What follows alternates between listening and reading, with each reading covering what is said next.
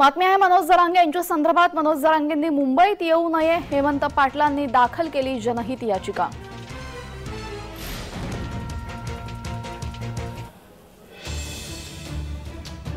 मनोज जरांगे यांनी मुंबईत येऊ नये हेमंत पाटील यांनी जनहित याचिका दाखल केलेली आहे।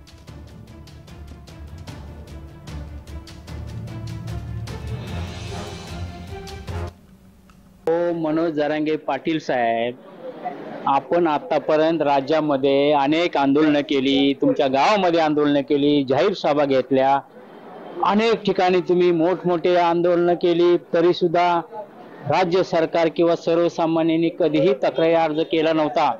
पण मुंबई या ठिकाणी ज्यावेळेला तुम्ही आंदोलन करणार आहात, उपोषण करणार आहात, आणि ते पण 2 ते 2.5 कोटी लोक घेऊन तुम्ही येणार आहात, तुम्ही लोक येणार कुठून घेऊन आतमध्ये मुंबईमध्ये?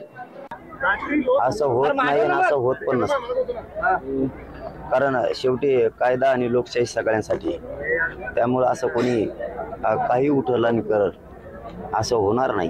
कारण आम्हाला सुद्धा लोकशाहीत अधिकार आहे शांततेत आंदोलन करण्याचा, आणि आम्ही तिथं आमरण उपोषण करतोय। कायदा सुव्यवस्था बिघडत नाही, कारण न्याय मंदिर तर योग्यच न्याय देणार आहे, परंतु ते म्हणतील तसं होणार नाही। त्यांचं स्वप्न आता पूर्ण नाही होणार, कारण मराठी शांततेत आंदोलन करायला चालले।